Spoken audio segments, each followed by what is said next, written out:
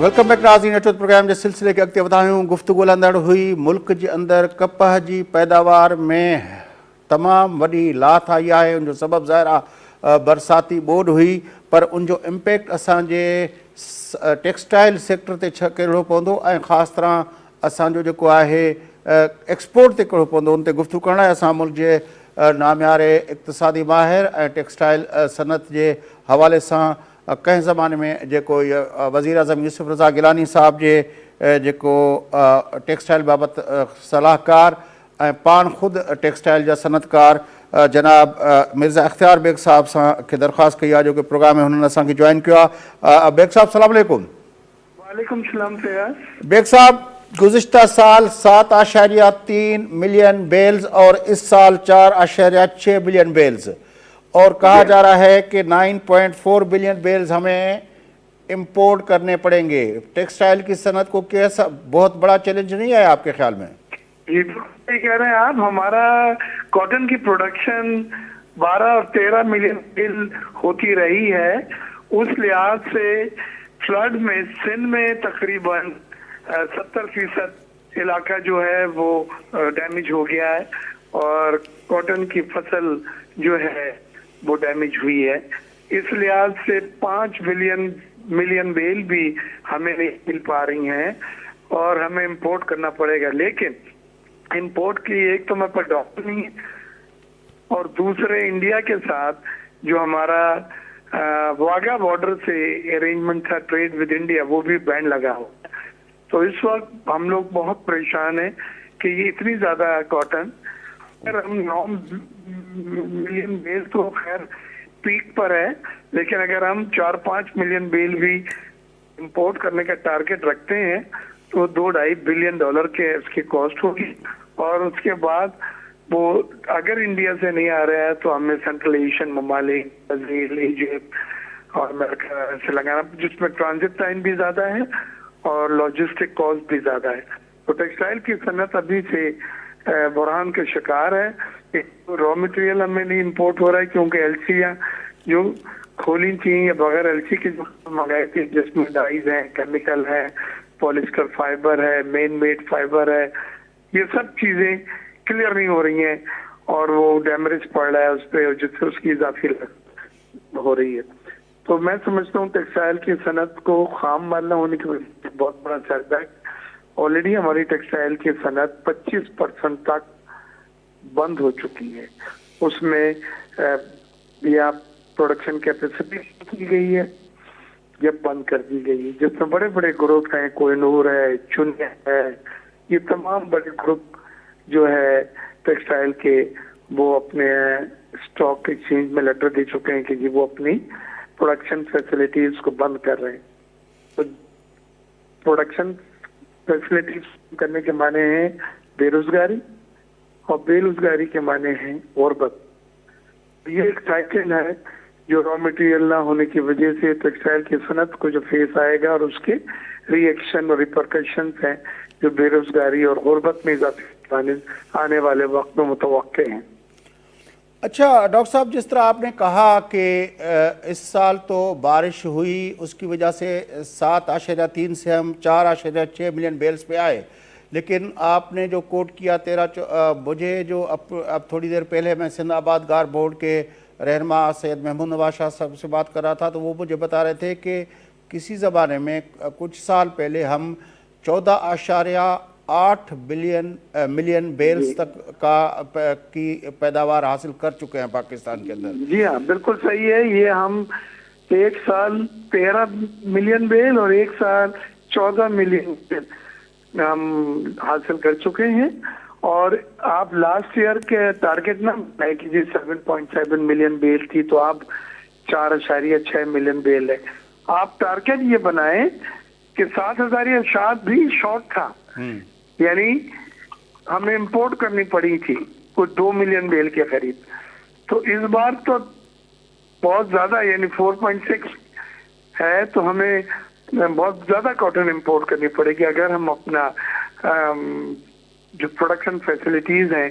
उसको रेगुलर इस्तेमाल करें। डॉक्टर साहब उसकी वजह क्या है कॉटन प्रोडक्शन, क्योंकि जाहिर है एक तो मैंने अभी देखिए दो वजूहत हैं। एक तो गन्ने की फसल कॉटन के एरिया में लगाई गई है, तो उससे कॉटन की कल्टीवेशन कम हुई है, और दूसरे फसल बर्बाद हो गई है, डैमेज हो गई है सैलाब से, सिंध में खास तौर से, बलूचिस्तान में। मैं तो तो जिसकी गुज़िश्ता वजह से- साल से पहले की बात कर रहा हूँ कि 14 से हम 7.3 पे भी उसकी आए। वजह यह है कि हमने एग्रीकल्चर को तरजीह नहीं दिया, हमने कॉटन की फसल की प्रोडक्शन को गिरने दिया, गन्ने लगने दिए। जो शुगर मिल वाले थे वो बड़े खुश थे कि उनके इलाके में गन्ने की पैदावार बढ़ रही है, उन्हें ज्यादा गन्ना मिलेगा तो प्राइस कम होगी, उसकी नीचे जाएगी। तो ये सब चीजें थी,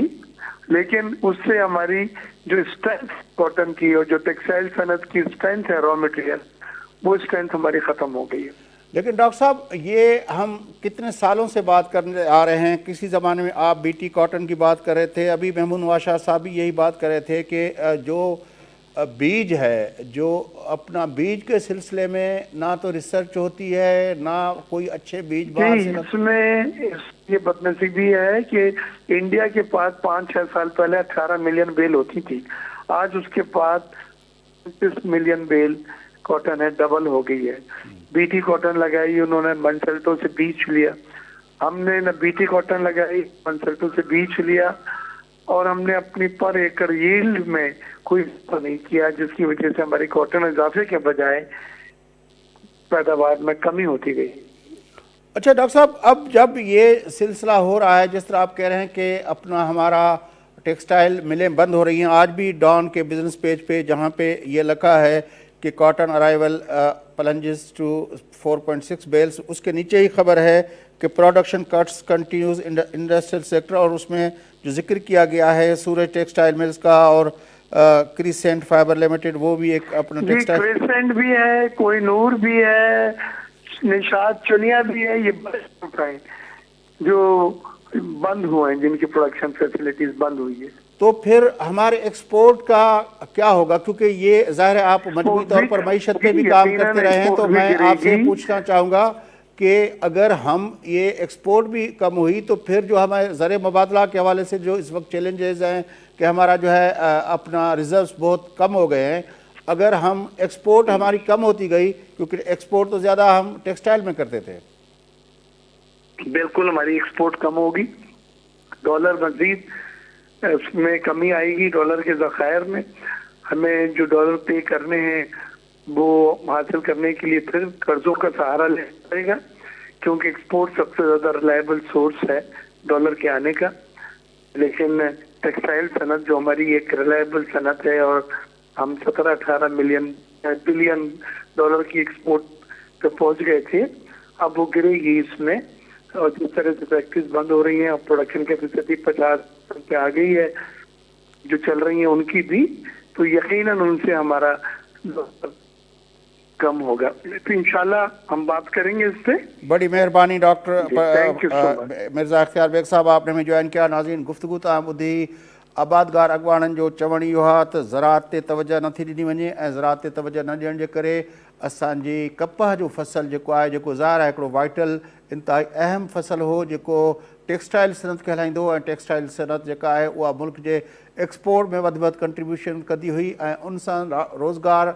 जा जेके ज़रिया हुआ उहे ज़ाहिर लाॻापियल हुआ। पर हिन वक़्तु सूरत हाल इहा थी आहे त गुज़िरियल साल 7.3 मिलियन बेल्स जेके गठड़ियूं जेके आहिनि कपह जूं पैदा थियूं, पर बोड ऐं बरसाती बोड जे करे उहो अंग जेको आहे असांजी पैदावार जो 4.6 मिलियन बेल्स ते पहुतो आहे। पर उनखां बि वधीक ख़तरनाक ॻाल्हि इहा आहे त गुज़िरियल 5-6 सालनि जे अंदरि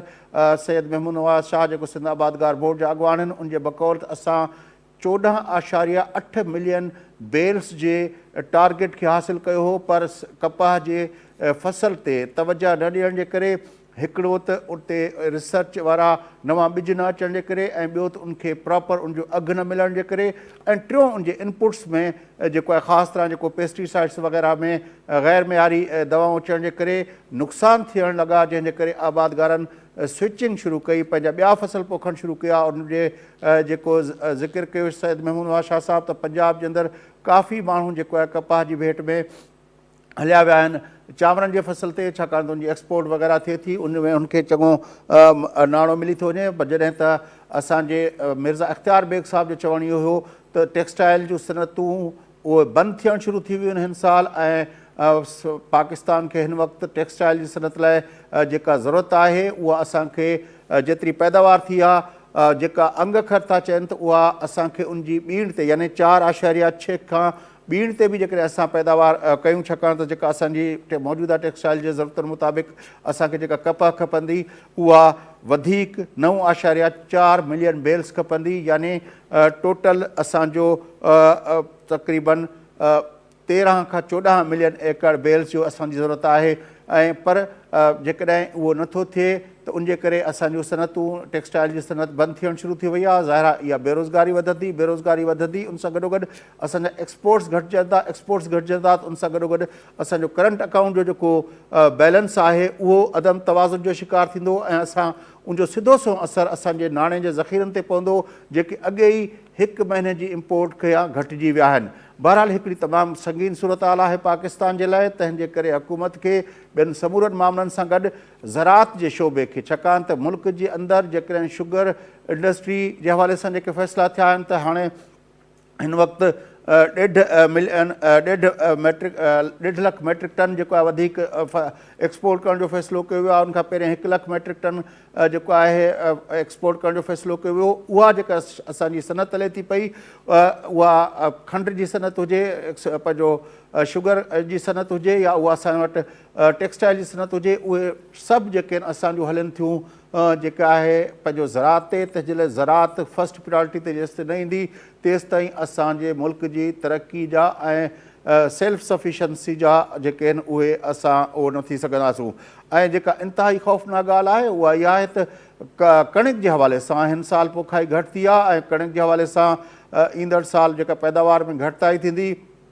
उन जा इम्पैक्ट जेका आहिनि उहो फूड क्राइसिस ते जी हद ताईं वञी सघनि था। नाज़रीन, अहिड़ी सूरत हाल में जिते हुकूमत खे ॿिया मुआशी ऐं पंहिंजो चैलेंजिस आहिनि, उते ई ज़राअत जो सेक्टर शोबो जेको आहे उहो तमामु इम्पॉर्टेंट आहे। तव्हांखे यादि हूंदो 2008 में जॾहिं पाकिस्तान पीपल्स पार्टी जी हुकूमत आई हुई त उन वक़्तु सदर आसिफ अली ज़रदारी जी सरबराही में सभ खां वधीक जेको फोकस कयो वियो हो उहो ज़राअत ते कयो वियो, ऐं उन वक़्तु मुल्क जे काफ़ी इक़्तिसादी माहिरनि इहो चयो हो त ज़रदारी साहब जेको आहे उहो जीअं त पाण उनजो तालुक़ु जेको ज़राअत सां आहे, तंहिंजे करे उहो ज़राअत खे फ़ाइदा पियो ॾिए। पर बहरहाल हाणे हक़ीक़तूं बिल्कुलु साम्हूं अची चुकियूं आहिनि त जेसिताईं मुल्क जी इक़्तिसादी मामलनि में ज़राअत जे शोबे खे हथी न वठराइबी त उन सां असांजी सनअत जेका आहे उहा न वठराइबी त असांजी सनअत जेका मेनली शुगर ऐं पंहिंजो टेक्सटाइल ते रिलेटेड आहे उहा बि तरक़ी न करे सघंदी। तंहिंजे करे असांखे बहरहाल उन तरफ़ वञिणो पवंदो। तंहिं करे जेको 2008 में आसिफ अली ज़रदारी साहब जी सरबराही में जेको पीपल्स पार्टी जी गवर्नमेंट जो विज़न हुयो, असांखे नए सिरे अडॉप्ट करिणो पवंदो, ज़राअत खे सब्सिडीज़ ॾियणियूं पवंदियूं, ज़राई पंहिंजो जेको आहे ॿिजनि जे हवाले सां रिसर्च ते फोकस करिणो पवंदो, पेस्टिसाइड्स जे मामले खे जेको आहे एड्रेस करिणो पवंदो त गैर मयारी पेस्टिसाइड्स न अचणु घुरिजनि। उन सां गॾोगॾु असांखे इन ॻाल्हि ते बि सोचणो पवंदो त जेका आबादगारनि जा ॿिया मसइला आहिनि, ट्यूबवेलनि खां वठी मशीनरी खां वठी लेज़र लेवलिंग खां वठी ॿियूं जेके मशीनरीज़ आहिनि उहे बि उनखे प्रोवाइड करणु पवंदियूं, ताकी असांजी ज़राअत जेका जीअं उथंदी त उन सां असांजी सनअत उथंदी, ऐं उनखां पोइ असांजे मुल्क जो एक्सपोर्ट वधंदो, ऐं एक्सपोर्ट वधंदो ज़र मुबादला ईंदो, ऐं इन ज़राअत ऐं सनअत जे वधण सां असांजे मुल्क में जेको आहे रियल सेक्टर्स जे ग्रोथ सां असां वटि रोज़गार जा ज़रिया बि वधंदा। नाज़रीन सां गॾु प्रोग्राम जो वक़्तु पूरो थिए थो। पंहिंजो मेज़बान फयाज़ खे